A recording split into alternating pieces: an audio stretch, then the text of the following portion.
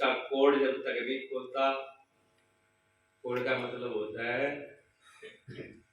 इस तरीके से उसको बंद किया हुआ है कि उनकी जो चाबी है, कोड में चाबी होता है,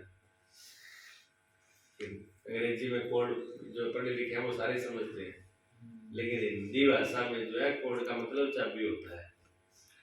इसलिए कहते हैं चाबी बुरा देहात, सुनते हो ना भजन?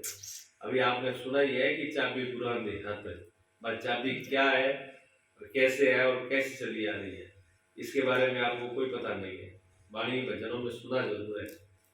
ये भी तभी समझ में आएगा जब गुरु के पास में जाएंगे भी गुरु के हाथ में चाबी क्या थी, क्योंकि जब तक ताला खुलता नहीं है, गेट खुलता नहीं है, तब तक तो उसको ये समझ में नहीं आता भी इसके आगे भी कुछ था। जब ताला खुल जाता है, गेट खुल जाता है, मार्ग खुल जाता है, तब पता लगता है कि हाँ अभी तक तो मैं गेट का आगे धक्का मारा हूँ, मैं ये सोच लिया मैंने कि मैं पहुंच गया। बहुत से लोग जाते हैं समुद्र देखने के लिए, जब समुद्र देखने के लिए जाते हैं तो समुद्र देख के चले आते हैं। उनसे पूछो देखा है समुद्र? हाँ देखे। क्या देखा समुद्र पर? बड़ी जोर की लहरें आ रही थी, बड़ी जोर की आवाज हो रही थी, एक लहर आती, फिर दूसरी लहर आती, फिर वो खत्म होती, फिर तीसरी लहर आती। समुद्र देखा किसी ने? गए समुद्र के किनारे? हाँ, और किसने देखा? देखा पहचान लहरें आती कि नहीं आती? देखा ना आपने भी? क्या देखा आपने? जो मैं बोल रहा हूँ वो देखा कि और कुछ देखा है? जो मैंने बोला वही लहरें देख के आए। हाँ जी महावीर, क्या देखा आपने? जोर से बोलना, मुझे सुनाई देते। देखो देखना समुद्र की लहरें ही नजर आवे, फिर तो दूर दूर तक पानी पानी नजर आवे। लहरें आ रही सब, ठीक है। लहरें जो है आवाज लहरों की है, नजारा लहरों का है, देखने का दृश्य भी लहरों का है, ठीक है ना? जिस व्यक्ति से पूछो वो यही बोलेगा कि लहरें देख करके आए, वो समुद्र था। अच्छा क्या लहरें समुद्र है? देखने तो समुद्र गई था ना, बात देखने तो समुद्र की थी, भी समुद्र देख के आए और समुद्र ही देखने गए थे, और देख के क्या है? लहरें। समुद्र नहीं देख के आए। कितना झूठ है, मतलब कितना असत्य बोला जा रहा है, झूठ बोला जा रहा है। समुद्र देखने के लिए गए और पूछने वाला आदमी ये भी पूछ रहा है कि आप समुद्र पे गए, देख के आए? आपने कहा हाँ समुद्र देख के आए। क्या देखी? लहरें देखी। लहरें समुद्र नहीं है, लहरों से आगे समुद्र है। लहरें बहुत ऊपर ऊपर सतह पे है, हालांकि जो ऊपर ऊपर सतह पर है वो भी जल ही है, वो भी जल ही है, लेकिन वो बहुत ऊपर नीचे हो रहा है, उसमें आवाज भी हो रही है, उसके अंदर दृश्य भी अलग अलग देखने को मिलते हैं। जिसकी दृष्टि गहरी है वो लहरों को नहीं देखता, वो समुद्र को देखता है, और वो लहरों की जो उथल पुथल है वो बहुत ऊपर ऊपर है। नीचे जाने के बाद में कुछ नहीं है, शांत है, बिल्कुल एकदम शांत है, एकदम शांत है, लेकिन ऊपर बहुत हलचल है और बहुत आवाज भी है। हमारे जीवन में भी ऐसा ही है, हमारी समस्या यही है, हम हर चीज को ऊपर से देखते हैं, हमारे सारे विभाग ऊपर से होते हैं। देखने जाते हो आप भी, क्या देखने जाते हो? दूसरे व्यक्ति को देखते हो, भाई बंधु को देखते हो, मित्र देखते हो, और सबसे बड़ा देखने का आपका व्यवहार कहाँ होता है? किसी कन्या को या किसी लड़के को देखना। वहां भी आप कहते हो कि दो संबंधों को बनाने के लिए हम देखने जाते हैं। क्या देख आते हो आप? थोड़ा नाक नक्शा देख लोगे, चमड़ी का रंग देख लोगे, इससे ज्यादा तो आपकी दृष्टि है नहीं। फिर क्या देखने गया तो बढ़िया थी, लड़के वाली भी कहते देखने गया छोरो देखने में नहीं सुनो, और मानो मेरे भी मिलता है ये तो एम तो दिखते थे ना, गुण दिखते, और ऊपर से नक्शा और रंग जरूर दिख जाता है, लेकिन ये सबके लिए जरूरी नहीं है कि सबको दिखते हैं।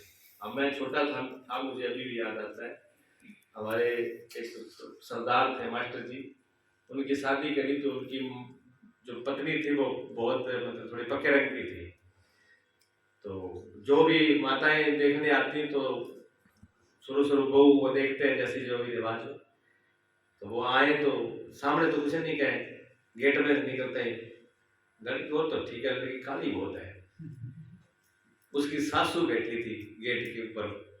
उसने एक बार सुना, 2 बार सुना, 3 बार सुना।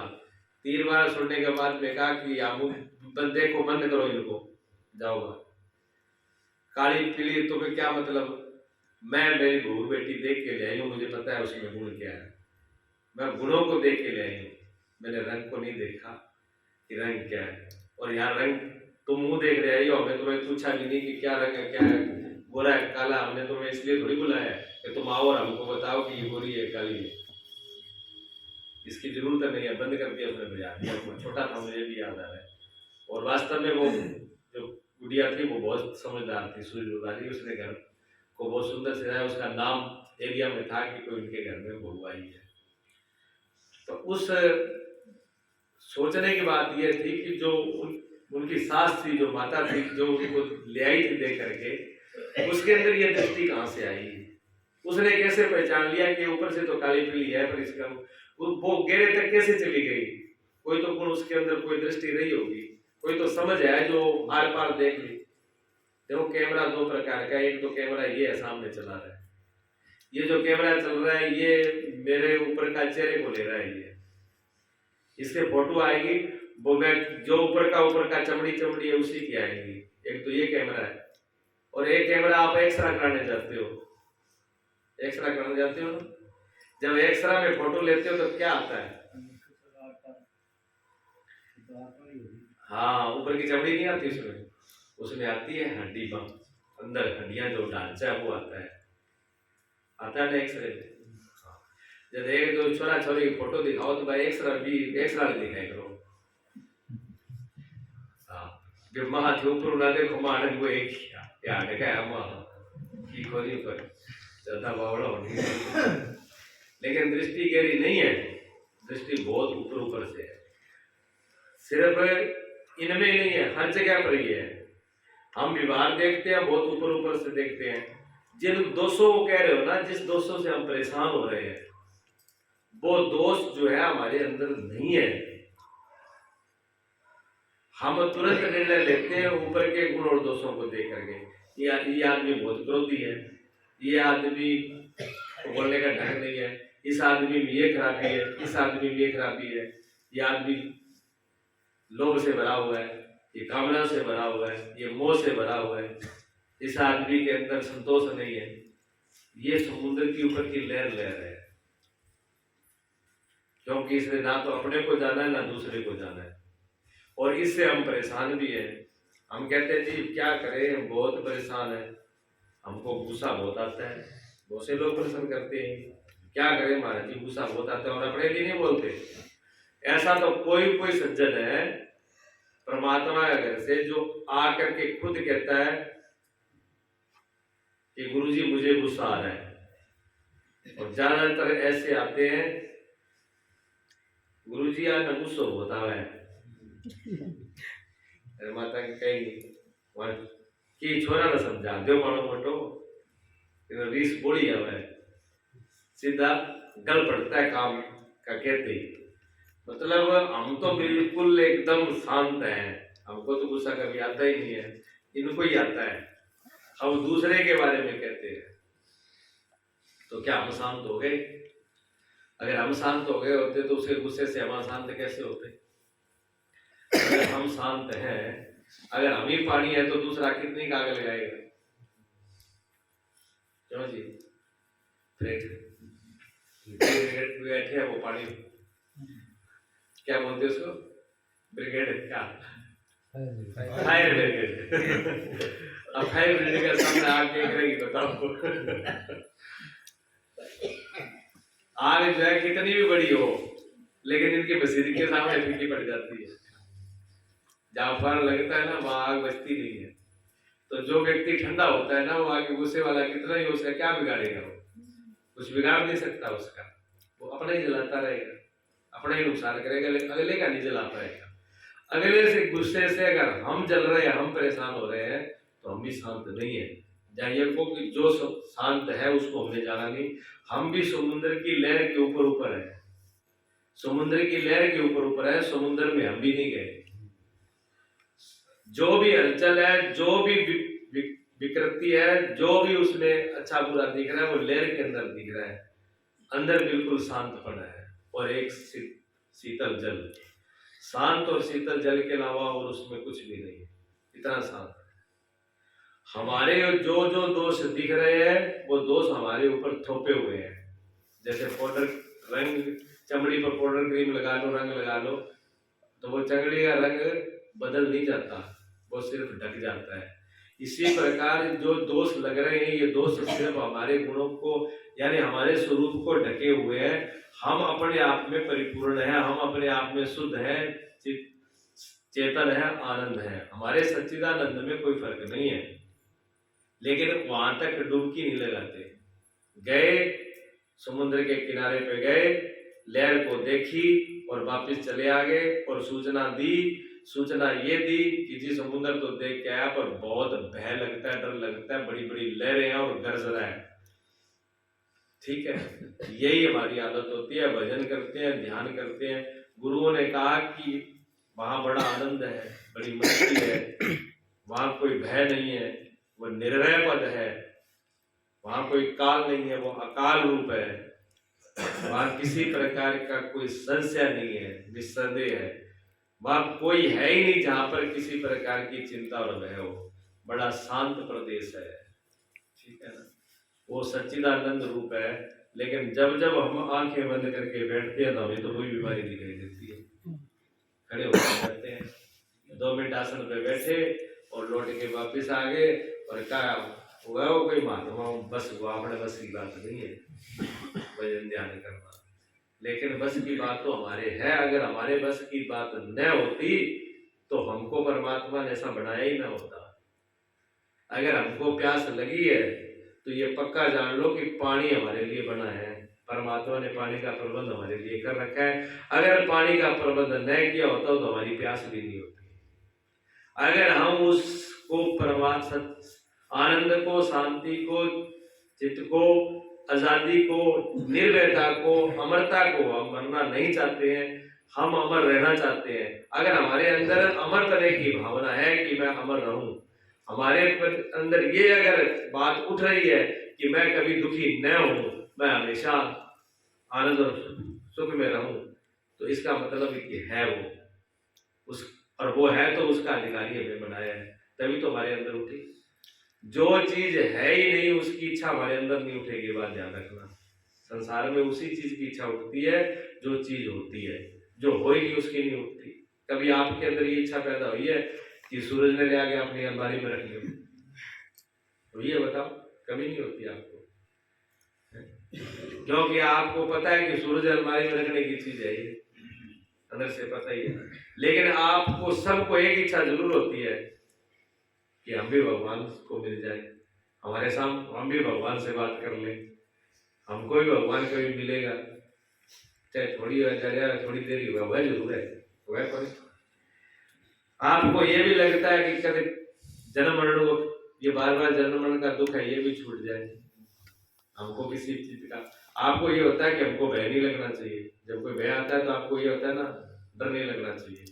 हालांकि डर को मिटाने के लिए आप गलत उपाय तो खोज लेते हो, डर को खत्म करने के लिए आप जो उपाय खोजते हो वो गलत खोजते हो। लग तो आपको डर रहा है, फिर आप क्या करोगे? फिर कोई धागा बांध लोगे, कोई तस्वीर लटका लोगे, कोई फोटो लटका लोगे, कोई और मंत्र का जाप करने लगोगे ना। आपने ऊपर से ऐसे उपाय पकड़ लिए जैसे एलोपैथी वाले दवाई वाले करते हैं। उनके पास रोग को ठीक करने का कोई दवाई नहीं है, अंग्रेजी ऐसी कोई दवाई नहीं है जो आपके रोग को ठीक कर दे, लेकिन वो दवा जरूर देती है। जब दवा देती है तो एक बार लगता है कि हाँ ठीक है, शरीर में दर्द हो रहा है, गोली ले लो। गोली लेते ही बस 12 घंटा 24 घंटे के लिए आराम है, 24 घंटे आराम से निकल गए, फिर दोबारा दर्द हुआ, फिर एक ले ली, फिर 24 घंटे बाद दर्द हुआ, फिर एक ले ली। तो क्या है, अगर वो ठीक ही करती तो फिर दोबारा लेने की क्या जरूरत थी?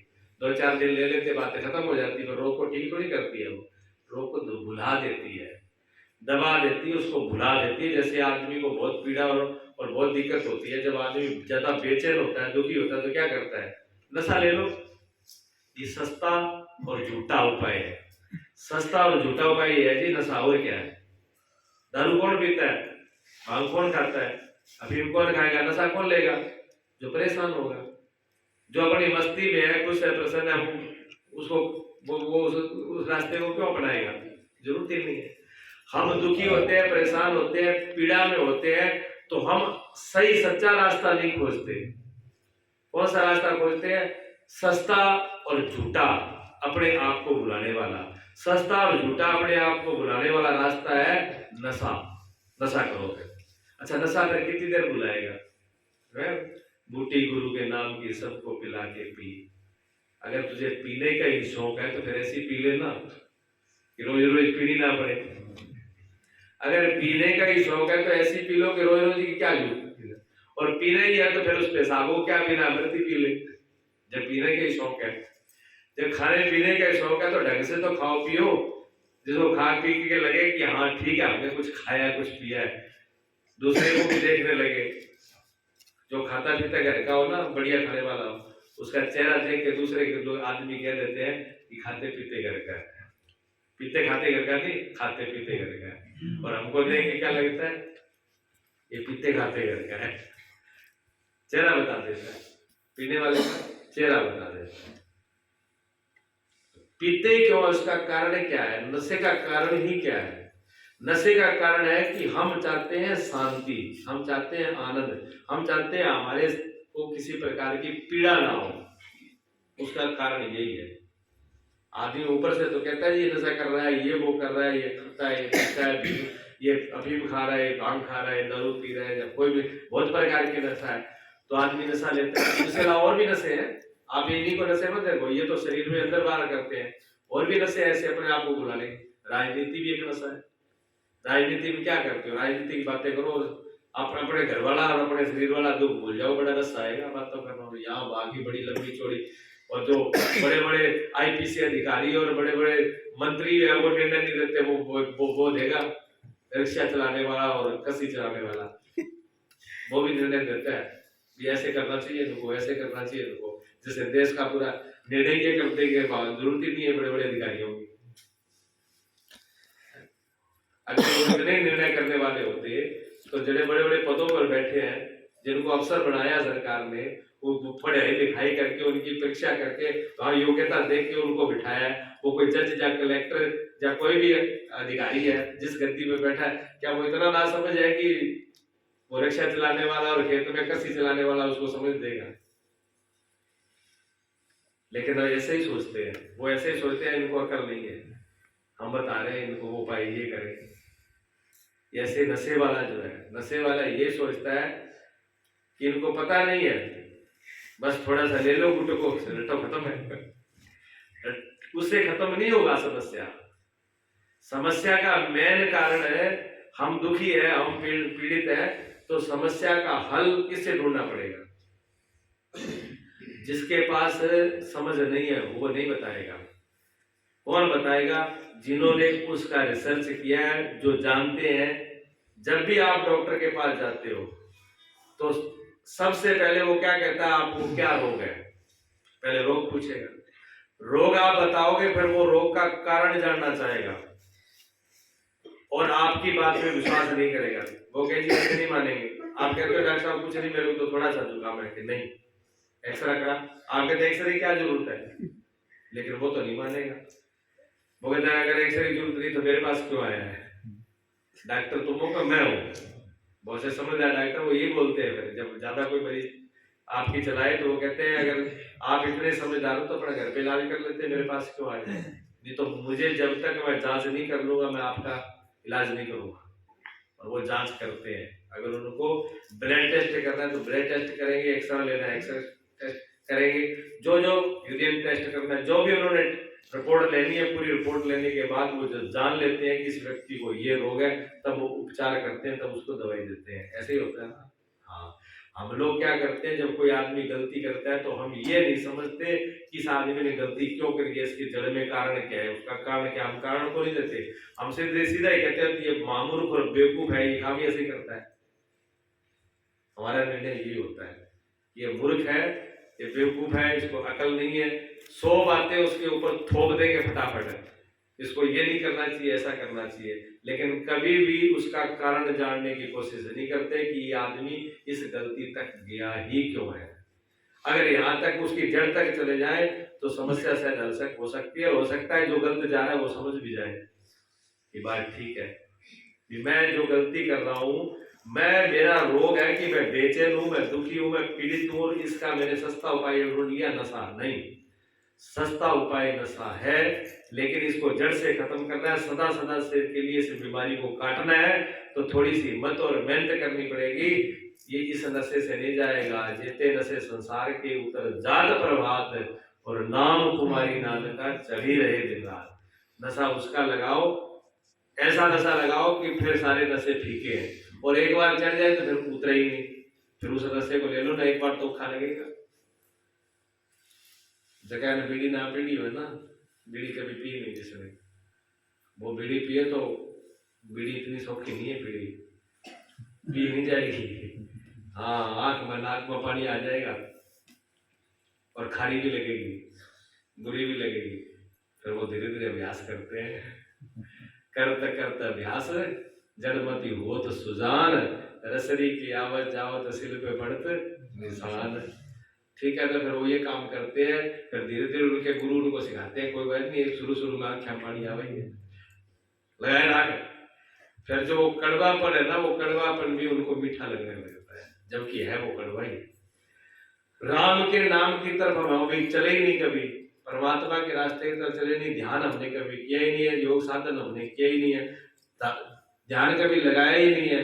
जब ध्यान लगाया ही नहीं तो ध्यान में रस क्या होता है, राम के नाम का रस चखा ही नहीं है, तो रस कैसा होता है पता ही नहीं हमको। हम जब लेते हैं तो हमको बड़ी उलझन होती है, क्या ना मन लगे, ना ध्यान लगे, ना उसमें रस आए, तो हम तुरंत बार भाग लेते हैं। नहीं, उसमें थोड़ा रुकना पड़ेगा, थोड़ा सा अभ्यास करना पड़ेगा, थोड़ी सी मेहनत करनी पड़ेगी, और एक बार रस जग गया फिर आपको कोई दुनिया का रस उसको छोड़, दुनिया की कोई ताकत ही नहीं है कि उसको छुड़ा दे। फिर वो रस ऐसा है, लेकिन लगना ही औखा है। क्यों लगना औखा है? क्योंकि हमने उसकी जगह पर बाहर वाले रस लगा लिए, इधर वाले रसों को लगा लिया। अब इधर वाले रसों को लगा करके जब उधर जाते हैं तो हम सोचते हैं ये नहीं छूटना चाहिए, ये छूटना नहीं चाहिए, और इधर वाला मिल जाए। गुरुजी कहते हैं कि आदमी कुएं में गिर गया, अब वो कुएं में गिर गया तो कुएं में पानी था, पानी में डूब जाता, लेकिन वहां एक कोई दरख्त की जड़ जो है वो कुएं के अंदर से बाहर निकली हुई थी, उसने जड़ को पकड़ लिया, जड़ को पकड़ लिया नीचे, जड़ को पकड़ के रखा तो उससे वो बच गया, पानी डूबा नहीं, उसी को पकड़ के अंदर बचा रहा। फिर लोगों ने जब शोरगुल हुआ, बाहर के लोग आए, उन्होंने रस्सा डाला, वो रस्सा, उसने कहा रस्सा पकड़ ले इसको, उसने रस्सा भी पकड़ लिया, एक हाथ से उसने जड़ पकड़ रखी थी, दूसरे रस्सा भी पकड़ लिया। उन्होंने कहा रस्सा पकड़ लिया, ऊपर खींचते हैं। अब ऊपर वाले आदमी जोर लगा के खींचे, लेकिन वो बाहर नहीं आए, ऊपर वाले ताकत लगाए पर वो बाहर आई नहीं। उसका आजा बाहर क्या करूं, आता ही नहीं है, जोर लगा के निकल आता ही नहीं है। तो ऊपर किसी आदमी ने क्या, भले बात रस्सा तो ढंग से पकड़ ले, क्या रस्सा तो मैंने ढंग से पकड़ रखा है, कहते दूसरा हाथ कहाँ है, क्या दूसरे हाथ से तो जड़ पकड़ रखी है, अब नीचे से जड़ पकड़ रखी है, ऊपर रस्सा पकड़ रखा है, अब जोर लगा रहे वरना जड़ छूटे। भले मानस जड़ को तो छोड़ दे नीचे से, क्या कमाल करते हो, आपका दिमाग खराब है, ये जड़ नहीं होती तो डूब के मर जाता, इसने तो मुझे बचा के रखा है। बात तो ठीक ही, तब बचा के रखा, लेकिन अब तो बाहर आना ना, अब तो रस्सा पकड़ रखा है, अब तो बाहर आ जाए उसको छोड़ के।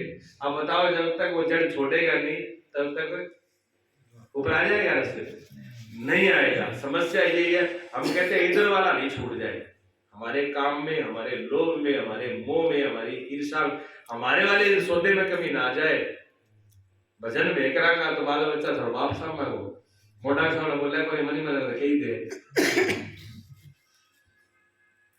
मनी मन में तो कही देते हैं महाराज थे तो प्रचार करो, भजन करो, ध्यान लगाओ, अल्लाह लंगा रेट लाग गया, अब कौन सामने हो, तो लंगा रेट महाराज ने पीछे लगाई थी कि अपने आप नहीं लगी थी। नहीं, जिसने सृष्टि को, अगर आपको जब उधर जो चलता है उनको ये परवाह नहीं होती, जिसने सृष्टि की रचना करी है, जो सब कुछ चला रहा है वो उन्हीं को पाल रहा है, उसकी इच्छा बगैर ये आए भी नहीं। इस दुनिया में जितने जीव आ रहे हैं वो क्या हमारी इच्छा से आ रहे हैं? क्या वो हमारे से पल रहे हैं? क्या हम उसको खिलाते पिलाते तब उनका उद्धार हो जाए? नहीं, हम तो अपना ही कर लेते ही बहुत है, अपना ही नहीं होता हमारे से। अपने के लिए भी हर वक्त हम झोली फैला करके खड़े हुए। तो जो है उस पर भरोसा करना पड़ेगा। जब तक उस पर भरोसा हम करते नहीं है तब तक बात बनेगी नहीं। और भरोसा तभी आएगा जब कोई सामने भरोसा वाला दिखेगा। और सामने भरोसा वाला कौन दिखेगा? परमात्मा सीधा खड़ा नहीं होता है, वो ऐसी सत्ता है, वो इस आकाश से भी ज्यादा सूक्ष्म है। जैसे आकाश नहीं, आकाश के अंदर सब चीजें दिख रही है लेकिन आकाश नहीं दिखता, क्योंकि आकाश नाम खाली जगह का है। जो पोल है इसके कमरे के अंदर और जो ये खाली जगह है ना, इसका नाम आकाश है। इसके अंदर तो हम सब दिख रहे हैं, प्रकाश भी दिख रहा है, पंखा भी दिख रहा है, हवा भी महसूस हो जाएगी, लेकिन आकाश जो है वो देखने की चीज नहीं है, पर उसके बगैर कुछ हो नहीं सकता। परमात्मा की सत्ता जो जब बताए ना, लोग कह तो देते हैं भगवान का कण कण में वास है। कैसे कण कण में वास है? ऐसे थोड़ी ना, कण कण में वास है इसका मतलब फिर भी तो दो ऐसा हो गया ना कि भगवान सब जगह कण कण में। जब भगवान सब जगह कण कण में है तो फिर वो कण, जब सब जगह भगवान ही थे तो वो कण कहां से आ गए बीच में? और कण वाली जगह तो तैयारी हुई कि नहीं? और कण वाली जगह भी अगर बच गई तो भगवान में फिर कोई तो कमी आएगी। फिर सब जगह कहां है? फिर तो भगवान अधूरा है। आ रही बात समझ में? भगवान सब जगह है, कहते कण कण में है। अगर कण बच गया तो एक तो कण हुआ, ये पूरी जगह ना, सब जगह आकाश है, और आकाश में एक छोटा सा कण भी है, तो जितनी दूर में कण है उतनी दूर में आकाश तो नहीं है ना? सत्य है? हाँ। जब परमात्मा कण कण में है, बोलने वाले की भाषा देखो, परमात्मा कण कण में है, सुन लिया आपने? जब कण कण में ही है तो कण वाली जगह तो बच गई, उतना तो परमात्मा कम हो गया ना, तो फिर कण कण में कहा परमात्मा तो जुदा हो गया। कुछ चीजें समझाने के लिए बोली जाती है कि सब जगह है, कण भी नहीं है। परमात्मा इतना घना है कि जो ये दिख रहा है ना खेल, ये लहरें लहरें जो दिख रही है, लहरें नहीं है, ये समुद्र ही है, जल ही है। समुद्र का नाम है जल, समुद्र में जल है। वो लहरें जो दिख रही है वो भी जल है, नीचे भी जल है, शांत है वो भी जल है, सब कुछ जल ही है। लेकिन इतनी देखने की दृष्टि तो हो कि वो एक सिर्फ जल को ही देख पाए। ना लहरें है, ना समुद्र है, ना फंजर, कुछ नहीं, सिर्फ जल मात्र है, दूसरी वस्तु है ही नहीं वहां पर। ठीक है, ये चीजें कैसे आएंगी? ये चीजें ध्यान से आएंगी, सिमरण से आएंगी, भजन से आएंगी। सब बिना सत्संग के इसका द्वार नहीं खुलेगा। इसके द्वार यही है, आपको इसमें लगना पड़ेगा। ठीक है, हम गलत रास्ते, हमने मान लिया कि हमारे अंदर दोष है, हम कामना से, लोभ से, इच्छा से, किसी भी नशे में घिरे हुए हैं। नशा बहुत प्रकार का, ना क्या राजनीतिक नशा, लोभ का, मोह का, कामना का, ये सब नशे तो है। धन का भी नशा होता है, वैभव का भी नशा होता है, गुण का भी नशा होता है, ज्ञान का भी नशा होता है, ठीक है ना, तपस्या का भी नशा होता है। किसी के पास में अगर बढ़िया कलाकारी है तो उस कलाकार का भी नशा है, किसी प्रकार का कलाकार हो सकता है, वो भी कहता है मैं कलाकार हूं, नशा तो उसका भी है। तो नशा एक नहीं है, नशा बहुत प्रकार के हैं, लेकिन उन सब ये नशे सब बार बार के, इन नशों की ज्यादा औकात नहीं है, कीमत नहीं है। गहरा नशा है ऐसा जो परमात्मा, जिस नशे को संतों ने, महापुरुषों ने कहा है, उस नशे को लेने के बाद में ये सारे नशे छूट जाते हैं। उधर हम चल दें, लेकिन बिना समझ के नहीं, समझ से चलें, ठीक है ना। तो घबराने का रास्ता नहीं है। ये लहरें और ये दोष बहुत ऊपर ऊपर है। समझ लो कि कितना ही शरीर के ऊपर मिट्टी धूल आ गई हो, कितना ही कीचड़ लग गया हो, कितना ही कालस लग गया हो, साबुन लगा के धोने की देर है, चमड़ी साफ ही निकलेगी। ना ही साबुन लगाओगा नहीं, रंग कौन रहा है ऊपर से, ना भी आप कभी कितना भी पेंट कर लो हाथ से चमड़ी चमड़ी पर, आप साबुन नहीं लगाना तो भी 2-4 दिन में छूट जाएगा, रहेगा नहीं, क्योंकि वो ऊपर का है, वो आपका ही नहीं। हमारे आपके ऊपर कितने भी बड़े दोष क्यों ना हो, लेकिन हम परम पवित्र हैं अंदर, हमारे से बड़ा पवित्र कोई नहीं है। फिर आप कहोगे जी ऐसा हो सकता है, तो कोई प्रमाण? प्रमाण है। वाल्मीकि जी तो बड़े दोषी थे, रतला कर रोज लूटते थे, 2-4 वो टपका भी देते थे। जब वो आगे सामने उसका ढंग से आजा बेटा, वो कहते सामान सुमून ले जाओ, मेरी जान बख्श दो ना, पहले गल काटता हूँ उसके बाद में सामान उठाता हूँ अपना। तो ये सिद्धांत यही है, बाद में और कोई पंगा खड़ा कर दे, कल को फिर तू आ जाए। इसलिए हम द्वारा का झंझट नहीं रखते, पहले गला काटते हैं उसके बाद में सामान देते हैं। ऐसे थे डाकू, थोड़े मोटे डाकू नहीं थे कि लूट लिया, धन धन लूट लिया, पैसे लूट लिए, नहीं। डाकू ऐसे थे कि आप मिल गए तो पहले आपको गला काटेंगे फिर सामान लेंगे। वो हाथ जोड़ता कि जी आप जो लेना हो ले लो, कपड़े उतार लो, पर हमारी जान छोड़ दो, नहीं, पहले जान फिर माल, दोनों को बख्शा नहीं जाएगा। और जब उनको संतों का संग मिला, जब उनको गुरु मिले, तो देखो अगर दोषों की दृष्टि से उस व्यक्ति को देखें तो उस व्यक्ति को तो कई जन्मों तक, कई जोनियों तक नरक में सड़ना चाहिए था। विचार तो करो, इतना बड़ा अपराध हो जिस व्यक्ति का, तो उसको जन्मों जन्मों तक वो नरक में जाना था, दुख भोगना था, ये उसका फल बढ़ना चाहिए। लेकिन जब उनको मिले सदगुरु संत मिले तो उन्होंने कहा ये कौन सा रास्ता पढ़ा रखा है, इस दरबार में क्या सुख देख रहा है, ये बहुत महंगा सौदा है, जिसको तू सस्ता समझ रहा है ये बहुत महंगा है, इसका तो फल परिणाम बहुत खराब होने वाला है, क्यों कर रहे हो आप ये? उन्होंने कहा क्यों कर रहा हूँ, मैं अपने बाल बच्चों के लिए कर रहा हूँ, घर गृहस्थी के लिए। आप भी बोलते हो, आपसे पूछा जाए रात दिन क्यों बाज रहे हो, क्यों किसी से लेन देन करते हो? आप ये कहोगे जी घर गृहस्थी चलती है, क्या करें, व्यापारी बनिया जो के बैठा है दुकान पर, वो थोड़ी बहुत झूठ बोल जाता है, वो माल बेचने के लिए। भाई से आई बनी मनियारी चूड़ी बेचना नहीं, बगैर तो बेच अधूरी है सत्संग ना। चूड़ी बेचनी है तो इन मम्मड़ रहते आसे पासे तो काम सारा जितना ही था केरा लो रे सारा बेची हमारा। सत्संग में ही दूर है, सत्संग में तो दूरी है। अरे क्या भी चूड़ी बिक जाएगी बैठा नो केरा अड्डा पर, ये केरा अड्डा पर तो बैठी जाएगी दुकान में, गा दिया क्योंकि मैं दिख है सो तो फायदा वो ये मैं फायदो के इतनी दूर आवे ठंडे का फायदो मिल लो की कोई इसमें मिलने का सौदा नहीं दिख रहा। जिनको दिखता है वो 1000 कोस भी चले जाता है पैसा। वो बड़े बड़े रस है, ठेका सब शहर और गांव के बाहर कर दिया, पर जगह पीनी है वो 5-6 किलोमीटर हो गए, 50 किलोमीटर हो जाएगा, वहां पर पहुंच जाएगा। और जिसको नहीं मतलब ही नहीं है उसे तो बोले दीवार के पास में हो, क्या मतलब है, देखेगा ही। जिससे हमारे तो हमारी लगन पर, हमारे पर विश्वास है ना, हमारी आपकी लगन पे है कि हम किस चीज को चाह रहे हैं, उसी के पीछे हम जाते हैं। जिस चीज में हम अपना मुनाफा देख लेते हैं फिर उस तरफ भागते हैं। तो हम ये कहते हैं, सेठ से कहो कि आपने झूठी क्यों बोला, तो वो कहता है जी घर गृहस्थी है, बाल बच्चे हैं, पालना है। हमारे भी भाने कोई होते हैं जो रत्ना करके थे, उन्होंने भी संतों से कहा कि घर गृहस्थी है, पत्नी है, बाल बच्चे हैं, बूढ़े माँ बाप है, उनको भोजन देना होता है। उन्होंने कहा ये तो ठीक है भोजन देना होता है, पर जो तुम कर रहे हो उसका फल भी वो साथ में भोगेंगे क्या, क्यों नहीं भोगेंगे? इसका परिणाम भी कहते फिर पूछे हो क्या तुम बड़े होशियार हो, मैं पूछने जाऊं तुम भाग जाओ, आज तक यहाँ से कोई खाली गया ही नहीं है।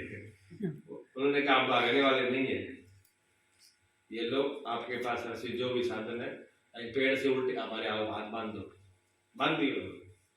यानी बांध के पूछने गया, पिताजी से पूछा पिताजी हम जैसे कपड़े कमाई करके लाते हैं उसमें सुख जो भी उसका फल है उसके भाग्य हो। पिता ने कहा नालायक, मैंने तुझे बड़ा पोसा खिलाया पिलाया, मैंने अभी तक पूछा था भी कैसे तू मैं जो कर रहा हूँ उसमें भागी हो, मैंने कैसे भी किया उसका जिम्मेवार हो, मैं तुझे पाल पोस के इसलिए नहीं किया था कि उसका भागी मैं बनूं। अब तेरा कर्तव्य है मुझे मेरे की सेवा करना, मेरी पालना करना, और तू अगर उसमें कोई बेईमानी कुरीति और अधर्म करता है तो उसका जिम्मेवार तू है, मैं नहीं हूं। पहली बार रत्नाकर को लगा कि यार ठीक है, जिसको मैंने जिस गलती में मैं था मैंने भूल करी है, तो उसने कहा चलो अब अपनी पत्नी से और पूछ लें। पत्नी ने से पूछा कि मैं कमाई करके लेता हूँ, धर्म अधर्म से जो भी कुछ है उसके भागीदार तुम हो। पत्नी ने कहा तेरे में से अगर कमाने की और खिलाने की ताकत नहीं थी तो तू फंसी थी क्या ब्याह कराने की शादी कर? मैं मेरे माँ बाप के यहाँ से आराम से खा रही थी बैठ के। जब तेरे में इतना ही नहीं था तो मुझे ब्याह करके क्यों लेके आया भाई? दो चार पत्नी ने सुना दी। हमें घर पे हम घर गृहस्थी का घर का काम धंधा करते हैं, संभालते हैं, आपको रोटी पका के देते हैं, सारा सामान जो आप कहते हो तैयार होता है। कैसे लेके आते हो वो आपको लेके आना, और उसमें अधर्म है तो उसके जुम्मेदार तुम हो। मैं धर्म पत्नी हूँ, मुझे धर्म का ही चाहिए, मुझे अधर्म का नहीं चाहिए। मैं कोई अधर्म से आई हुई नहीं हूँ आपके पीछे, मैं धर्म से आई हूँ, इसलिए मैं धर्म रीति से आया हूँ। मैं धर्म पत्नी हूँ और मुझे धर्म का ही चाहिए। अगर अधर्म करते हो तो उसका जिम्मेदार तुम हो, समझिए। यही बच्चों ने कहा। जब सब से सुन लिया तब उन्होंने कहा, महात्मा ने कहा तो सही है। आ गया नीचे डाल करके खोल दिया, माफी मांगी, मैंने आपको बांधा गलती की, लेकिन आप सत्य कहते हो और मैं करूं क्या? मैं तो बहुत आगे ये बीमारियां कर चुका, बहुत अपराध कर चुका। संतों ने कहा छोड़ अपराध की बात, तुमने क्या किया इस बात को छोड़। वो दयालु है, कृपालु है। इतना ही बड़ा अंधेरा है, दीपक एक जला दो, एक तितली जला दो, एक बल्ब जला दो, सब अंधेरा गए।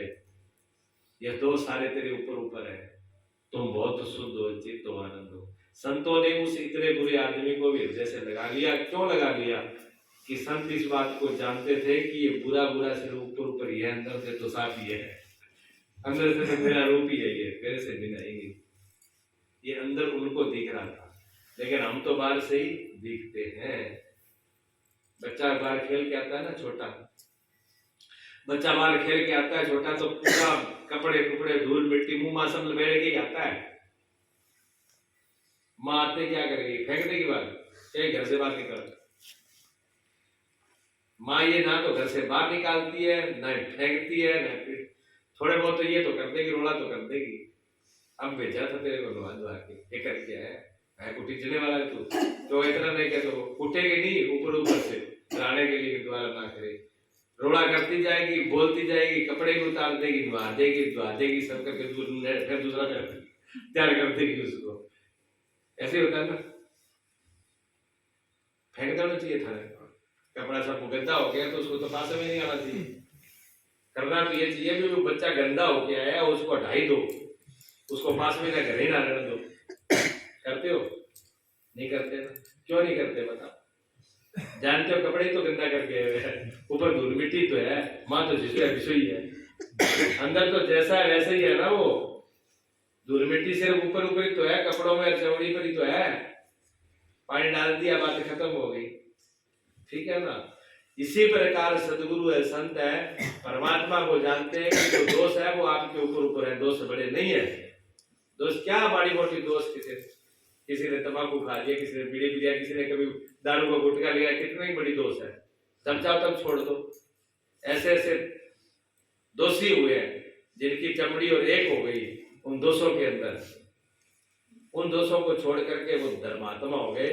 वाल्मीकि जी ऐसे संत हुए, राम जी के अवतार से पहले राम की पूरी कथा लिख दी उन्होंने। अभी राम जी पे धरती पर आए हुए नहीं थे, अभी विष्णु का अवतार नहीं हुआ था। वाल्मीकि रामायण ने वाल्मीकि जी ने रामायण पहले लिख दी थी। वो सीता माता जो धरती की माता कहलाती है, लमा लक्ष्मी कहलाती है, विष्णुपति, वो उन्हीं के आश्रम में रही वाल्मीकि जी के। और लव और कुश जो बेटों का जन्म था वो वाल्मीकि जी के आश्रम में हुआ है, जंगल में। प्रसव भी उसी ऋषि ने करवाया है। और उन बालकों को ऐसी शिक्षा दीक्षा दी, ऐसा पढ़ाया लिखाया कि जिसके सामने राम और लक्ष्मण और भरत जी चारों फीके पड़ गए, उनकी हिम्मत नहीं पड़ी आगे। गुरु वो चीज है, देखिए आप कहां से कहां पहुंचा दिया। दुनिया याद करती है, सदियों से याद करेंगे। दोष ऊपर है, दोषों से घबराने की जरूरत नहीं है। आपके अंदर जो ताकत है वो अनंत है, आपके अंदर बहुत कुछ भरा हुआ है। पूरे ब्रह्मांड की शक्ति आपके अंदर भरी हुई है, आप उस शक्ति से तो कनेक्शन जोड़ते ही नहीं है। लाइट भी लेनी है उधारी, भाई की वो लेनी है, भाई बैटरी आओ, अरे उधारी लेनी तो ट्रांसमीटर ले लो। है? फिर बैटरी वाली क्या लेनी है? बैटरी तो पहले नाके लगी हुई है, वो आपने और ले ली, वो पार बुक जाएगी।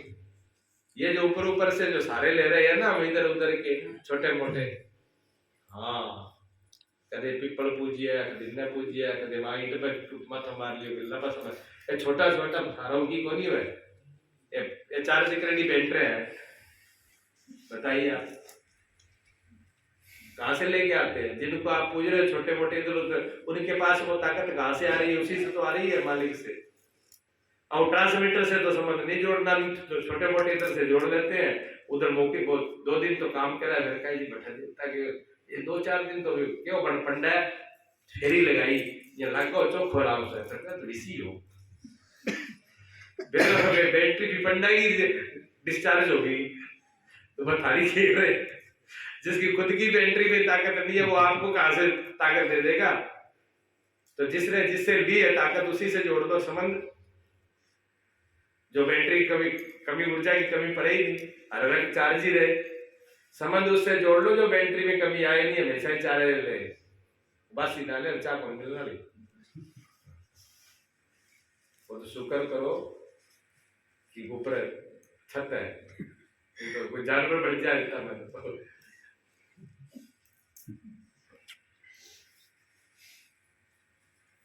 ऐसे के साथ संबंध जोड़ लो कि 20 के बाद जोड़ने के बाद किसी दूसरे की कभी आवश्यकता जरूरत ना रहे, ठीक है ना? ऐसे के साथ हम संबंध जोड़ने से डरते हैं, छोटो छोटो से सहारा ले लेते हैं।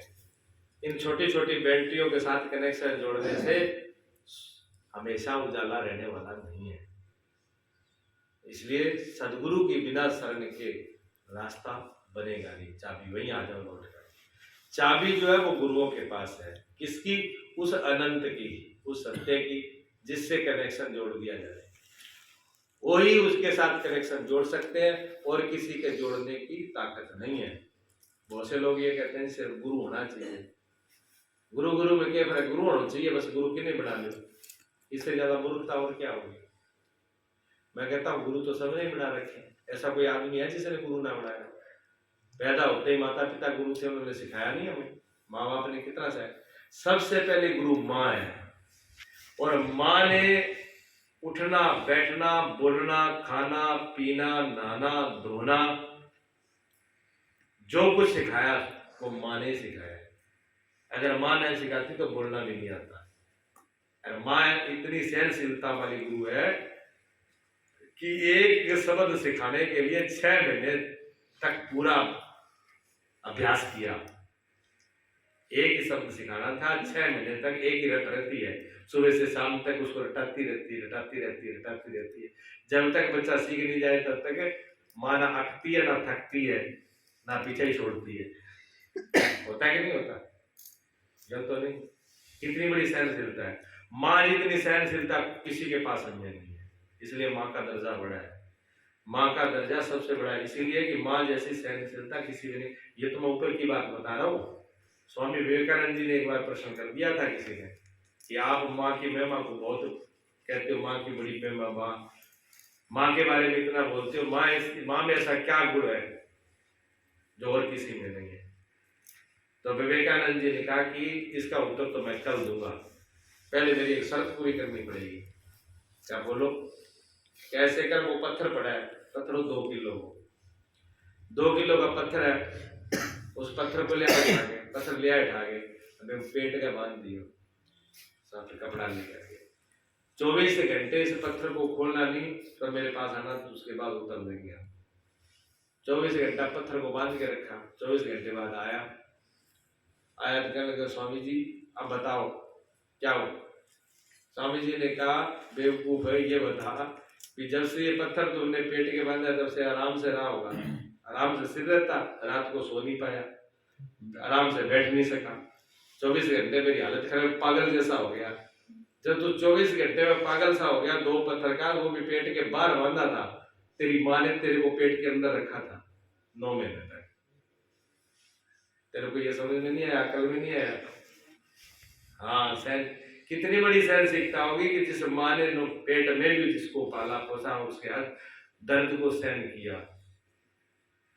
जिनके माताओं के पेट में बच्चा होता है, उनकी पीड़ा, खाना पीना रहना परहेज कितना होता है। कुछ कुछ तो इतनी हालत होती है कि मैंने देखा कि 5-7 महीने बेड पे रहती है, खाना पीना ही छोड़ जाता है।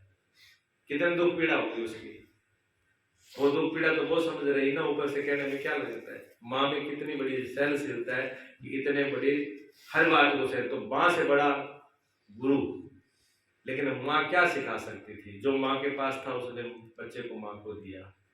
माँ के पास जो कुछ था ज्यादा से ज्यादा माँ ने देने की कोशिश करी है अपने बच्चे को। माँ अपनी तरफ से कमी नहीं रखती कि बच्चे को ना दे।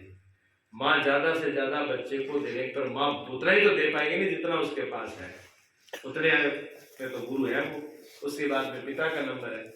पिता भी अपने जी जान से जो कुछ करते हैं बच्चे के साथ करते हैं। तो दूसरे गुरु पिता है और तीसरा गुरु टीचर है, अध्यापक। अध्यापक का जो जितनी जिम्मेवारी है, जितना पढ़ाना है, प्राइमरी का टीचर प्राइमरी तक पढ़ाएगा, हाई का हाई तक पढ़ाएगा, कॉलेज का कॉलेज तक पढ़ाएगा, जो जिसके पास जैसा विषय वो पढ़ाएगा। ठीक है, वो अपनी कमी नहीं रखते। लेकिन ये सारी की सारी विद्या रहती तो संसार की है। ये सारी विद्या जितनी भी है वो हमारे संसार का ही पालन पोषण वाली होती है। माता पिता ने भी जो कुछ किया वो शरीर और पेट और बुद्धि के लिए किया। टीचर ने भी जो कुछ सिखाया वो शरीर पेट और बुद्धि के लिए किया। ठीक है, पिता ने जो कुछ भी सिखाया वो शरीर बुद्धि और पेट के लिए किया। लेकिन इससे आगे कुछ है वो उनको भी पता नहीं। इतना सही है। अब कहते हैं जी कोई भी होना चाहिए। कोई तो जो जुआ खेलता है वो भी तो गुरु बनाता ही है। शराब वाला भी बनाता है, बीड़ी वाला भी बनाता है। तो जो जो बैंक वाले सारी बनाते हैं। छोटा मोटा काम सीखना वो भी गुरु बनाता है। उसके बगैर भी नहीं होता, वो भी नहीं सीख सकते। रोटी बनाने सीखनी हो तो गाखतर भी इतना गुरु तो वो भी लेना पड़ता है। लेकिन शास्त्रों में ऐसा नहीं लिखा। शास्त्रों में लिखा है कि उस तत्व को जानने के लिए, परमात्मा तत्व का मतलब समझते हो ना, हरि ओम तत्सत ऐसे बोला जाता है। गीता के हर श्लोक के पीछे, हर अध्याय के पीछे होगा, बहुत सी जगह पर होगा, लास्ट में हरि ओम तत्सत बोल देते हैं।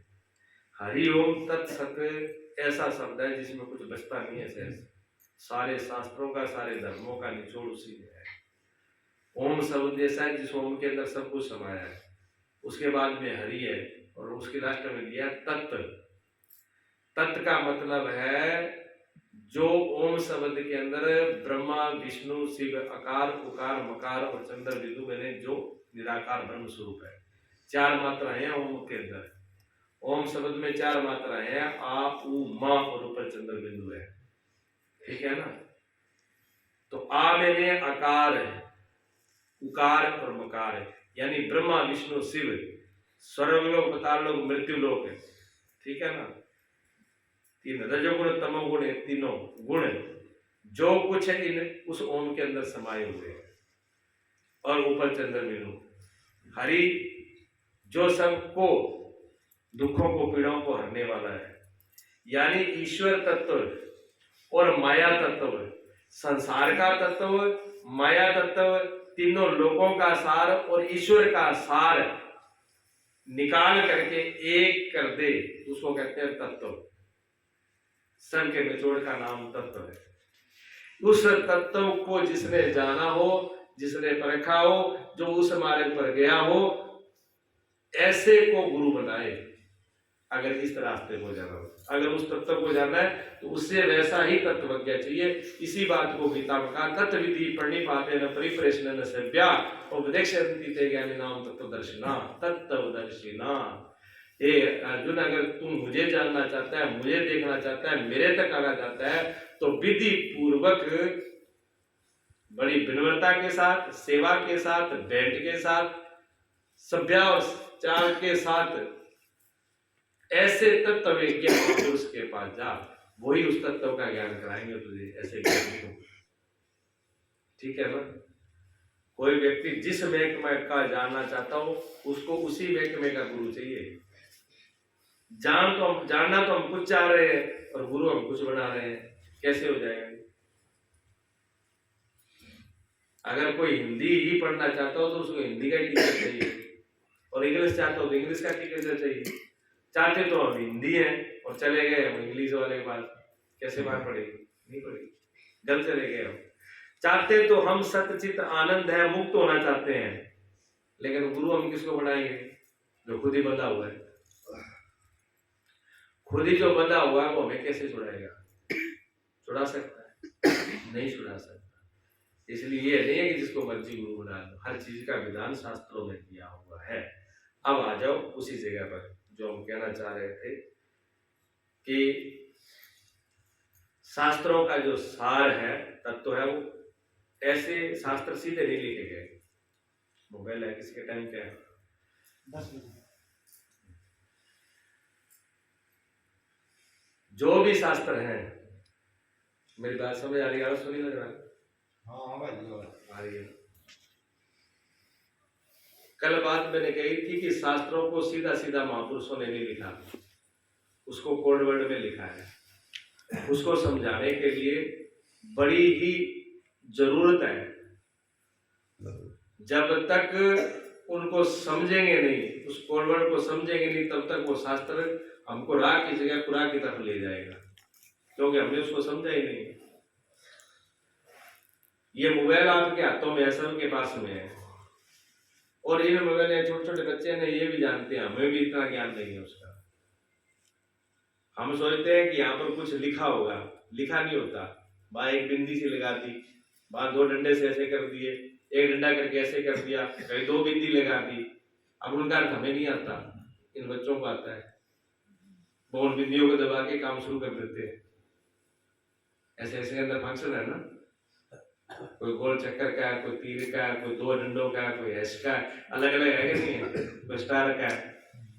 अब स्टार ऐश क्या है? वो स्टार में 6 लेना ही है, और जो ऐश है उस पे 2 ऐसे है, 2 आंटी 2 त्रिसी, ऐसे तो है ना। लेकिन उन सब के अर्थ जो जानता है वो तो उनको अर्थ जानता है कि नहीं जानता? अब मैंने ऐश कहा तो ऐसे मैंने जो माताएं पढ़ी नहीं उनको कोई समझ में नहीं आया, और जो पढ़े लिखे हैं वो समझ गए ये ऐश का क्या मतलब होता है। आया ना? माता जी समझ गए ऐश किसको कहते हैं? नहीं समझे ना? देख लो, क्योंकि उनका उसका ज्ञान नहीं है, और जो पढ़े लिखे हैं वो समझ गए। अब ये 2 डंडा अगर माता जी को दिखाओगे तो वो कहेगा जी 2 लीक तो यहाँ मार दी और 2 लीक यहाँ मार दी, इतो तो समझ में है। तो क्या है कि रघुवर के मतलब है, ये पता नहीं है, कुछ भी कोई सार नहीं निकला। ठीक है, इसी प्रकार शास्त्रों के अंदर वही कहानी है सारी की सारी। एक पुराण की कथा मैं सुनाता हूँ आपको, ठीक है? और उस पुराण की कथा का कैसे सार अर्थ है वो उसको आप समझोगे तो थोड़ा समझ में आएगा। गणेश पुराण में कथा आती है गणेश जी की, गणेश जी के जन्म की कथा आती है कि गणेश जी का जन्म पार्वती जी के द्वारा हुआ, शिव जी से नहीं हुआ था। अकेली माता पार्वती से हुआ है, पुराणों में कथा है। अकेली माता पार्वती से गणेश जी का जन्म हुआ। कैसे हुआ था कि माता जो है अकेली थी और भगवान शिव बाहर गए हुए थे, तो माता स्नान करना चाहती थी, तो उन्होंने कहा कि कोई आगे पैरे वाला तो होना चाहिए, तो कोई नहीं है, तो अपने मैल से उन्होंने गणेश जी की उत्पत्ति कर दी और गणेश जी को गेट पे खड़ा कर दिया। सुना है ना? ठीक है, गणेश जी को खड़ा कर दिया, ऐसे उत्पत्ति हुई। भगवान शिव आए, भगवान शिव आए गेट, तो गेट पे एक बालक खड़ा हुआ था। भगवान शिव ने कहा आप कौन हो, यहाँ पर खड़े हो? उन्होंने क्या कौन कौन मैं नहीं जानता, लेकिन माँ अंदर स्नान कर रही है, आप कौन हो? शिव जी कहने लगे मेरा ही घर है, मेरा ही सब कुछ है, और मैं ही अपने घर में आ रहा हूँ। और ये बीच में आकर के खड़ा हो गया, आप कौन हो? ये कौन सा भी न्याय है, कौन सा तरीका है? शिव जी ने कहा बालक आप हटो यहाँ से, मुझे अपने घर जाना है। बालक गणेश जी जो बालक रूप में थे उन्होंने कहा किसको बात कर रहे हो आप, ये आपका कोई घर नहीं है, यहाँ जब तक माँ का आर्डर है हम यहाँ से हिलेंगे नहीं और हम अंदर जाने नहीं देंगे। शिव जी ने समझाने का प्रयास किया लेकिन वो नहीं माना। जब नहीं माना तो शिव जी ने त्रिशूल से उसका गला काट दिया। जब तक गला काटा उनकी बहस हुई, सारा विवाद हुआ, तब तक माता नहा धो करके बाहर आ गई। बाहर आते हुए देखा कि गणेश जी तो काट दिया गया। गणेश जी का जब गला काट दिया गया तो माता पार्वती बड़ी परेशान, एकदम उग्र में आपने मेरे बालक को मार डाला। शिव जी ने कहा मेरे को क्या पता था आपका बालक है, और आपका बालक ही ऐसा था हठी। वो बालक इस तरीके का था कि मुझे मजबूरन उसको गला काटना पड़ा।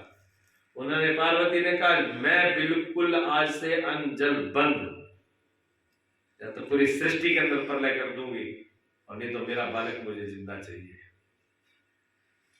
भगवान शिव ने कहा समझ करो, हम आपके बालक को जिंदा करते हैं, लेकिन ये शीश नहीं लगेगा इसमें, तो इसमें दूसरा शीश लगेगा।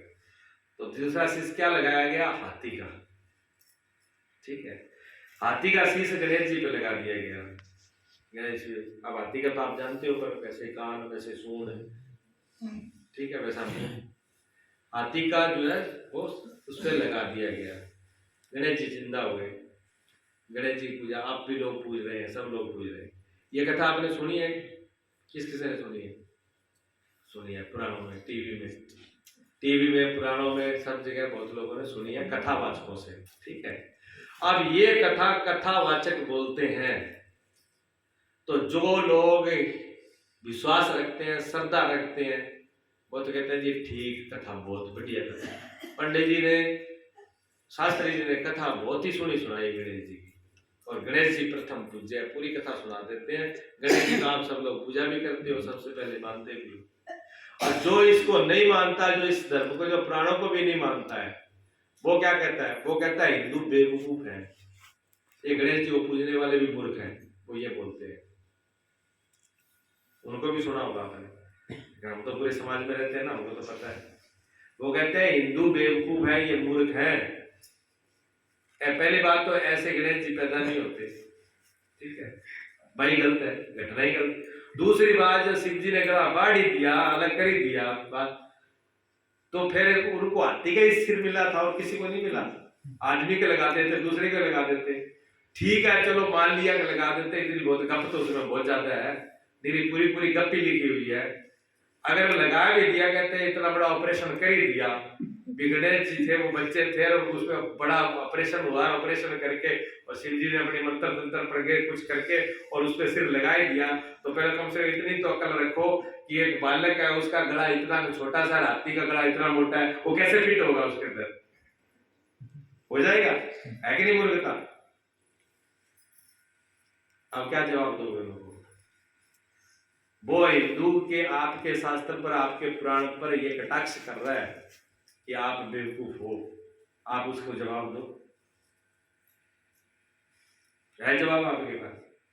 वो कहेगा आपकी कथा, आपका पुराण बिल्कुल गलत है, और वहां आपको, आप इधर उधर करोगे, वो कोई तरह करेगा, ठीक है ना? आपको ना जवाब होना पड़ेगा। ना जवाब होने के बाद में आप क्या सोचोगे? बात तो वो बंदा सही कह रहा था, ये पुराण ही गलत है, ये किसी ने भांग खा के लिखे, ये लिखने वाला भी गलत है, ये मूर्ख है। हिंदुओं में ऐसे दुनिया भर की ये कथाएं डाल दी। अब बेचारा वो 100 बातें सोचेगा, सोचते सोचते क्या करेगा, वो उसके रिसर्च पर, उसके निर्णय पर उसकी पूछताछ तो नहीं करेगा, वो दफा करो गणेश बंद है, आज गणेश जी बंद, ना गणेश जी को पूजना है, ना गणेश जी को मानना है, फोटो भी है, नीचे के बारे करो, अपने ये ठीक है बस। और ऐसा हिंदुओं ने किया है, ज्यादातर हिंदुओं ने ऐसे किया कि उन चीजों को छोड़ दिया उन्होंने। जो आंख मीच करके हिंदू उसको पूज रहे हैं, वो भी सही नहीं है, गलत है। और जो उसका खंडन कर रहे हैं कि वो गलत है, पुरानी गलत है, लिखने वाला ही गलत है, ये बात ही गलत है, वो उससे ज्यादा मामूर्ख है, क्योंकि पता दोनों को ही नहीं है, पता दोनों को ही नहीं है। जिसने पुराण लिखा है, जिसने शास्त्र लिखा है, वो बहुत बुद्धिमान व्यक्ति था, उसके अंदर बहुत दिमाग था, उसने उस तरीके से आपको समझाने का प्रयास किया कि किसी तरह, जैसे हम बच्चों को समझाते हैं कि कोई सहारा लेके कि का कबूतर, अब का कबूतर से क्या मतलब है? का में तो कमल भी होता है, का में कलम भी होती है, का में कलाम भी होता है, क्या का में कबूतर ही होता है? अगर बच्चा वहां से कहते जी का के साथ कबूतर का क्या मतलब, क्या बताओगे? तो ये क्या कहना है, कबूतर का कोई मतलब नहीं, आपको समझाने के लिए। कबूतर का का से कोई मतलब नहीं है, खा से खरगोश का कोई मतलब नहीं है। लेकिन आप बच्चे के दिमाग में बिठाना है, बच्चा फोटो देख करके समझे भी का मैंने कबूतर का को नहीं पकड़ता, वो कबूतर पहले क्या करता है, वो कबूतर को देखता है फिर वो का को पकड़ता है, क्योंकि वो चित्र उसके समझ में आ रहा है, अक्षर उसकी समझ में नहीं आ रहा बच्चे के। तो हम लोगों की बुद्धि जो है बहुत छोटी है। सबसे पहले रचना हुई वेद की, सबसे पहले वेद की रचना हुई। वेद में ज्ञान भक्ति और कर्म के सूत्र है, श्लोक है, लेकिन वेद के ज्ञान भक्ति और कर्म के सूत्र एक साथ थे तो हम लोग उलझ गए, आम संतान जनता उलझ गई भी ये कौन सा कर्म का, कौन सा भक्ति का और कौन का ज्ञान का, तो उनकी समझ में नहीं आया, उल्ट पुलट हो जाता। फिर ऋषियों ने दया करी, फिर उनको करुणा करी, फिर उन्होंने मेहनत करी, मेहनत करके फिर भक्ति को अलग किया, कर्म को अलग किया और ज्ञान को अलग किया। तो उसे वो जो ज्ञान सार था वेदों का उनको बढ़ाया उपनिषद और वेदांत के रूप में, उनसे फिर उपनिषद और वेदांत बने, उनमें प्योर ज्ञान उनका सार निकाला और वेद बहुत बड़ा था। मान लो 1,00,000 श्लोक में 1,00,000 श्लोक है, 1,00,000 श्लोक के अंदर 84 कहते हैं कि 84 तो इसके कर्मकांड के थे, 16 उसमें भक्ति के थे और 4 उसमें ज्ञान के थे। तो उसमें विभाजन करना छांटना बहुत मुश्किल था आम आदमी को। फिर उन्होंने बिल्कुल अलग कर दिया, फिर उपनिषद बनाए, सार निकाल दिया। लेकिन उपनिषद और वेदांत भी हमारी समझ में नहीं आया। जब यही समझ में नहीं आया उन्होंने, तब ऋषियों ने कहा कि इनकी बुद्धि का लेवल बहुत कम है, बच्चों की तरह है, अब इनको किसी प्रत्येक आदमी कहानी की तरह समझाओ तब समझ में आएगा। तब फिर पुराणों की रचना हुई बाद में, सबसे बाद में पुराणों की रचना हुई। तो पुराणों में फिर कहानियों के द्वारा आदमी को समझाने की कोशिश करी। तो क्या कोशिश करी, तो कहा जी पार्वती से गणेश जी का जन्म हुआ। पार्वती कौन है? पार्वती प्रकृति है। पार्वती कौन है? प्रकृति है। प्रकृति कौन है? प्रकृति का मतलब होता है संसार, माया, 5 तत्वों से जो कुछ बना हुआ है। आपके सबके शरीर, हमारे सबके शरीर, ये शरीर ये प्रकृति है, प्रकृति से बना हुआ है। आई ठीक। अब सारा मटेरियल जब प्रकृति से जो पैदा हुआ, इस प्रकृति से जो चीज बनाई गई, वो ये बताओ, वो जैसा ये पुतला वैसे ही तो अगले वाला दूसरा पुतला होगा, कोई अंतर होगा? नहीं होगा ना। तो जैसा ये पुतला था वैसा पुतला तो बन के तैयार हो गया, लेकिन उसमें चेतना और बुद्धि विवेक नहीं था, समझ नहीं थी, क्योंकि समझ तो शिव जी के पास थी ना। अब ये पुतला तो बना दे, कोई बना दे मिट्टी का, और जो इसके अंदर चेतना है वो तो शिव की है ना, वो तो परमात्मा की है। अब परमात्मा का अंश तो इसमें है नहीं, और मिट्टी है तो वो अकेली मिट्टी किस काम की है, वो अकेली प्रकृति किस काम की है। अब उसमें जड़ता है, तो वो बालक तो बन गया प्रकृति से, लेकिन जड़ता थी, मूर्खता थी, उसको ये पता नहीं मैं विरोध किसका कर रहा हूं। मैं विरोध उसका कर रहा हूं कि जिसके बगैर कुछ हो ही नहीं सकता। वो मालिक इस प्रकृति का, इस घर का, इस सब का मालिक तो वही है, और उसी का मैं विरोध कर रहा हूं। हमारा बाप वही है और उसका हम विरोध कर रहे हैं, वो हम सब लोग कर रहे हैं। वेद व्यास जी ने समझाने का प्रयास किया कि ये संसार जो है, जो ये प्रकृति, ये मिट्टी, ये शरीर, ये सदा, ये सब माया का है, ठीक है ना। लेकिन ये सब का सब उसी के ऊपर रुका हुआ है, किसके? परमात्मा पर। हम कहते हैं परमात्मा जाए बाढ़ में, जब परमात्मा की बात होती है तो हम तैयार हो जाते हैं, वो नहीं होना चाहिए। माया आ जाए, लक्ष्मी आ जाए, ठीक है ना, बाल बच्चे आ जाए, गाड़ी आ जाए, घोड़ा आ जाए, जमीन जायदाद आ जाए, लेकिन परमात्मा एक तरफ। परमात्मा कहते हैं मेरे वगैरह कुछ नहीं होगा, सब कुछ मेरा है, और मेरा लेकर के तो मुझे आंख दिखाता है। तो परमात्मा ने कहा ये जड़ है, ये मूर्ख है, क्या किया जाए? इसका सिर काटा जाए। सिर मैंने अहंकार जो मैं है ना इसका, इसके मैं को जब तक नहीं काटा जाएगा तब तक नहीं मानेगा ये। तो फिर इसका गला काटा गया, गला काटा, यानी इसके अहंकार को काटा। और अहंकार आपका कटता है जब आपके अंदर ज्यादा मैं आ जाती है ना। किसी भी आदमी को देख लेना, जब ज्यादा मैं आ जाती है, वो अपने आप को विशेष समझने लगता है, अपने आप को होशियार समझने लगता है, तो परमात्मा थोड़ी सी ऐसी छोड़ देता है, छुरी, थोड़ी सी छुरी चलाता है, वो मुंडा में पड़े हो गया, दूसरा है बड़ा दिन हो गया नहीं, अपने आप में मैं को वहां पड़े, मुंडा मत है, होता है कि नहीं होता? उनकी छोड़ो, आपको भी जब घमंड होता है तो परमात्मा थोड़ा सा कष्ट देता है, भूल जाते हो आप। एक झटके में आप सब कुछ भूल जाते हो, और दिखाता जरूर है वो कि मैं हूं। तुम मैं मत कर। ये सारा कुछ संसार, बाल बच्चे और प्रकृति, इस प्रकृति को लेकर के,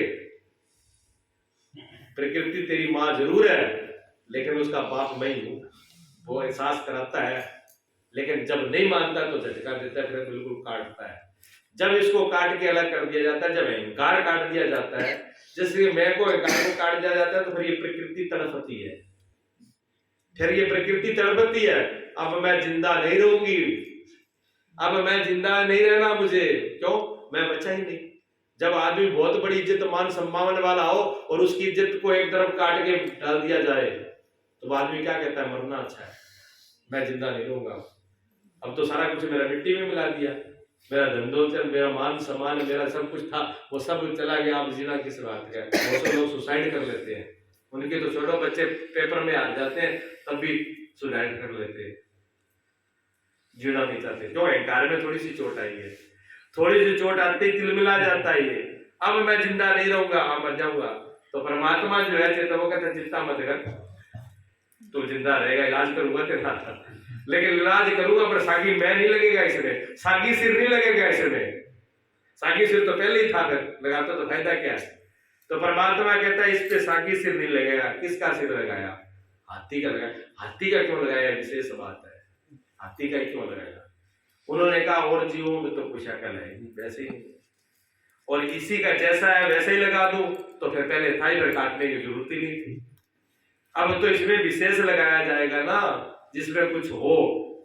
तो हाथी के शीश में सबसे बड़ा दिमाग होता है, हाथी का सिर जो है सबसे बड़ा होता है जानवरों में। जानवरों में हाथी का शीश सबसे बड़ा होता है, और हाथी की संवेदना सारी यहाँ होती है सिर में, और उसी से तो शिव जी ने फिर जो है वो इसको कौन सा शीश देते हैं? दिमाग वाला, विवेक वाला, समझ वाला शीश देते हैं। इस शीश से अब जो पहले तुमने मैं करी थी ना, भगवान शिव कहते हैं इस मैं को तो मैंने काट दिया, इसको अलग कर दे। अब समझ जो मैं दे रहा हूं, मैं जो शीश लगा रहा हूं, अब वो मैं वाला नहीं है, वो समझ वाला है, ज्ञान वाला है। आज से तू मैं नहीं करेगा। जब समझ आ जाती है तो आदमी मैं नहीं करता, नासद जी में होती है। तो गणेश जी के ऊपर शीश लगा दिया। अब गणेश जी में शीश लगाया तो गणेश जी ने शीश लगा के फिर उसको क्या कहा? गणेश जी को शिव जी ने समझाने का बहुत प्रयास किया कि बेटा मैं इस घर का मालिक हूं, मैं तेरा बाप हूं, अगर भी बात करें। लेकिन गणेश जी ने सुना नहीं। गणेश जी ने सुनी बात शिव जी की? नहीं सुनी ना, तभी तो गला काटा था। तो फिर जब दोबारा गणेश शिव जी ने जब शीश लगाया तो हाथी के दांत, वो कान इतने बड़े होते हैं छाजे जैसे। शिव जी ने कहा इसके कान छोटे छोटे थे क्योंकि सुनता नहीं था, बेरा था ये, इसलिए हम कान दे दिए इतने बड़े। कान बड़े बड़े लगाए ना हाथी के।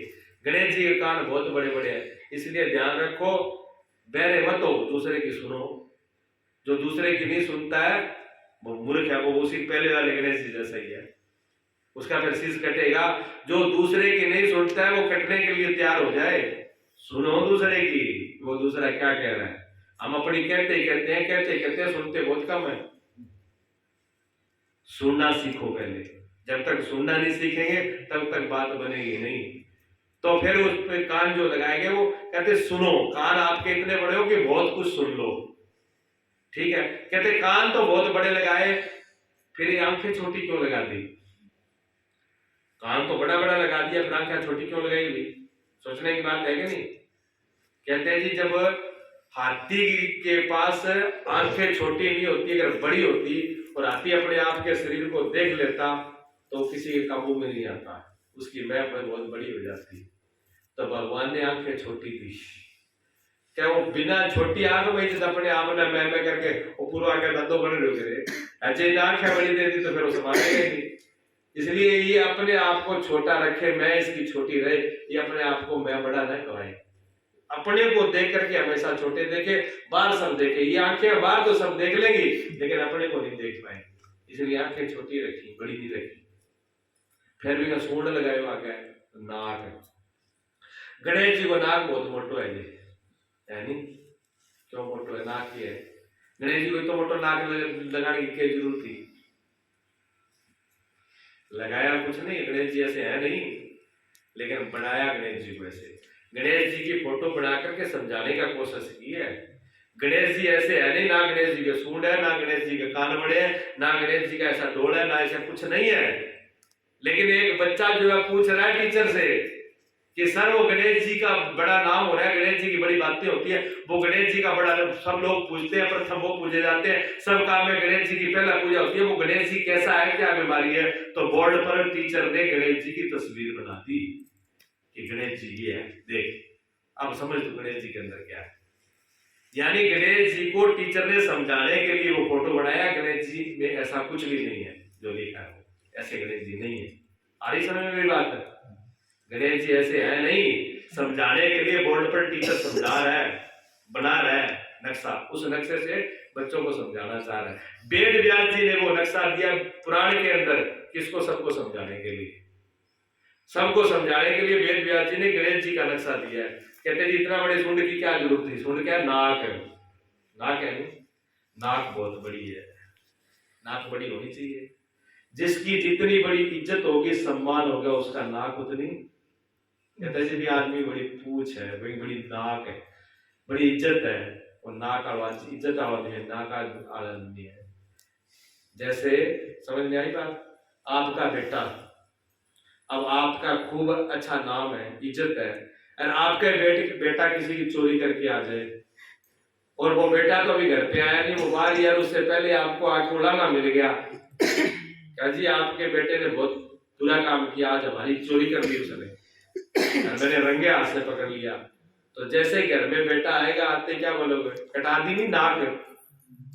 अब बेटा क्या बेटा कटा दी नाक, चंगी वाली नाक है तो सही मुंह पर, मेरा ही कहते तुसी साहब देख लो नाक में क्या फर्क पड़ेगा।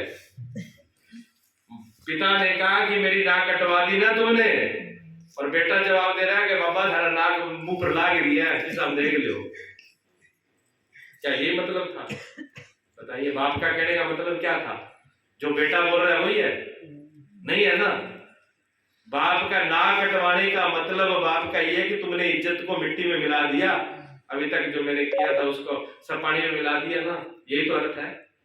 तो गणेश जी की इतनी लंबी सूंड भर की नाक थोड़ी थी। गणेश जी का सम्मान और इज्जत इतना ही है, आप भी करते हो, आज आप भी पूछते हो। क्यों पूछते हो? कि गणेश जी के अंदर दिमाग है, गणेश जी के अंदर विवेक है। जब सभी देवताओं ने कहा कि कौन प्रथम पूज्य होगा, तो सब मैं खड़े हो गए, मैं पूजा जाऊंगा, मैं पूजा जाऊंगा। तो कहते निर्णय कौन करे? महादेव करेंगे। शिव जी के पास गए, महादेव निर्णय करो प्रथम पूज्य कौन है। शिव जी ने कहा 7 बार धरती की परिक्रमा कर ले, वो पूज्य ही है। सारा ले लेंगे अपना, बदौरों की करे, किसी का नहीं, जो भी ले लेंगे सब भजा, कोई मोर पर चढ़ो बगैर, कोई हाथी पर चढ़ो बगैर, कोई गधे जब लगा के आ जा पा। गणेश जी का तो चूहा ही था, गणेश जी चुपचाप बैठे रहे, अपा क्या करे। लेकिन गणेश जी घर से बाहर नहीं गए, पृथ्वी की धरती की परिक्रमा नहीं लगाई, बाजे नहीं कहीं, गणेश जी घर बैठे प्रथम पूज्य हो गए। क्यों? अकल थी, अकल से पूजा जाता आदमी। विद्वान सर्वत्र पूज्यते, विद्वान जहां जाएगा वहां पूजा जाएगा, और मूर्ख जहां जाएगा वहां एक की लुगाई कितने उठ गई, जब वो दौड़ता फिर है, कहीं मेरी लुगाई देखी करके, लुगाई देखी करी, जगह जगह पूछा है करके नाम क्यों हो? कहते मैं नाम हो फजीती, कहते तेरा वर्ग मूर्ख होगा और फजीती जगह जगह मिल जाएगी, ढूंढने की जरूरत है। जैसे जब तेरा वर्ग मूर्ख होगा तो बड़ा फजीती फजीत होगा, और क्या होगा? मूर्ख बढ़ जाएगा, वो अपनी मूर्खता ही खिलावा, वो सबको दिखा देगा अपना डोल कि मैं कैसा हूं। और जहां विद्वान जाएगा वो अपनी विद्वत्ता की, स्वामी विवेकानंद जी देखो अमेरिका के शिकागो में पूरे वर्ल्ड के अंदर जय जयकार हो रही है, देश का प्रधानमंत्री जाता है, पूरे वर्ल्ड में जय जयकार करवा देता है, ये है उसके पास, वो उससे पूजा जा रहा है। जहां पर दिमाग होगा, समझ होगी, पढ़ाई होगी, लिखाई होगी, अकल होगी, तो सम्मान होगा, उसकी नाक बड़ी होगी, वो पूजा जाएगा। इसलिए गणेश जी की नाक बड़ी है, पूजा जाता है। गणेश जी पूजे जाते हैं, वो समझ से पूजे जाते हैं। वो जो नक्शा गणेश जी का रूप है वो समझाने के लिए है, समझ लो ऐसा गणेश जी नहीं है, ठीक है। अब आ जाइए थोड़े से और गणेश जी के ऊपर। अब गणेश जी का पेट मोटा है, दिखावा नहीं पेट, गणेश जी पेटलिया है, मोटो पेट है नहीं। हाँ, क्यों बड़ा पेट है? कान बड़े पेट बड़ा। भगवान शिव ने कहा कि कान भी बड़े होने चाहिए, लेकिन जो कानों से सुनो वो पेट भी मोटो है, जम करने की ताकत हो है। कहीं किलो आई किलो आई आग लगाई, पेट वो छोटा छोटा कहीं नेता का जम हुई को नहीं। एक ही बात कौन बच्चा है, एक ही बात नहीं पचती। किसी ने कुछ थोड़ा सा बोल दिया, ऊंच नीच की बात हो गई, तो उसको यहाँ तो पचनी नहीं है ना, पूरी आगे लगा देनी है। तो समझाने की कोशिश की, संसार में रहना है इज्जत मान से, अच्छाई से रहना, शांति से रहना, तो पेट में कुछ हजम करने की ताकत रखो। कोई बात हजम भी होनी चाहिए, अच्छाई बुराई हजम भी होनी चाहिए, ये नहीं आई फेंक दी। ये गणेश जी के। अच्छा और बताओ गणेश जी की क्या विशेषता है? गणेश जी के कितने हाथ हैं? 4। गणेश जी के 4 हाथ फोटो में देखिए ना आपने, हाथ में क्या क्या चीज है बताओ जी? गणेश जी के हाथ में क्या चीज है बताइए? फोटो में देखिए, जो भी जगह देखिए, जोर बोलो, कोई बात नहीं है कि 2 गलत बोल के तो कोई फूल लड्डू, एक फूल एक लड्डू, सही बोला है। एक का हाथ में लड्डू है, एक हाथ में कमल का फूल है, और क्या है? शंख नहीं है। जो शंख आपको दिखता है वो अंकुश है, ठीक है, वो अंकुश शंख की तरह दिख रहा है, वो अंकुश है। एक और है, बताइए 3 तो हो गए, चौथा बचा है। हाँ जी, चौथा क्या है? पुस्तक है, किताब है, ग्रंथ है। एक हाथ में ग्रंथ है, एक में लड्डू है, एक में अंकुश है, और एक में कमल है, ठीक है। ये 4 हाथों में 4 चीजें हैं, समझ लीजिए आप। सबसे पहले शास्त्र, गणेश जी के हाथ में सबसे पहले शास्त्र दिया गया। इस बात को सब लोग सुन लें कि सबके पास शास्त्र होना चाहिए। शास्त्र आपके पास होना चाहिए, और शास्त्र ऐसी वैसी किताब नहीं, शास्त्र। शास्त्र कहते हैं जहाँ तो उपनिषदों को, जहाँ वेदों को, जहाँ भगवत गीता है, ये आपकी, ये शास्त्र आपके पास होना, इसका ज्ञान होना चाहिए आपको, ये पढ़ना चाहिए। ना गीता पढ़ोगे, ना शास्त्र पढ़ोगे, ना वेद पढ़ोगे, ना ना सुनोगे, फिर जो मर्जी आके समझा देगा, जो मर्जी आके आप दे देगा, फिर बेटे की तरह चल पड़ोगे। गणेश जी ने कहा अगर आपको समझदार होना है, प्रथम पूज्य होना है, अगर उसके रूप में होना है, तो क्या करना पड़ेगा आपको? आपको शास्त्र का भी ज्ञान होना चाहिए। शास्त्र कुछ नहीं, सबसे पहले शास्त्र से आपकी जिंदगी शुरू होनी चाहिए। अगर शास्त्र आपके हाथ में है तो फिर आपके हाथ में क्या आएगा? फिर आपके हाथ में अंकुश आएगा। शास्त्र के बगैर आपके जीवन में अंकुश लगेगा नहीं। अगर शास्त्र नहीं हो, शास्त्र का ज्ञान नहीं हो, तो आपको क्या पता जी कौन से रास्ते जाना है, क्या खाना है, क्या पीना है, कैसे बोलना है, किसके साथ क्या व्यवहार करना है, कौन सा काम करना चाहिए या नहीं करना चाहिए, कौन सा धर्म है, कौन सा अधर्म है, कौन सा अच्छा है, कौन सा बुरा है, कौन सा पाप है, कौन सा पुण्य है, कौन से हमारा भला होगा, कौन से कौन बताएगा? बिना शास्त्र बताइए, बिना शास्त्र की कोई प्रमाण है? कोई प्रमाण नहीं है। जब शास्त्र होगा तो अंकुश है।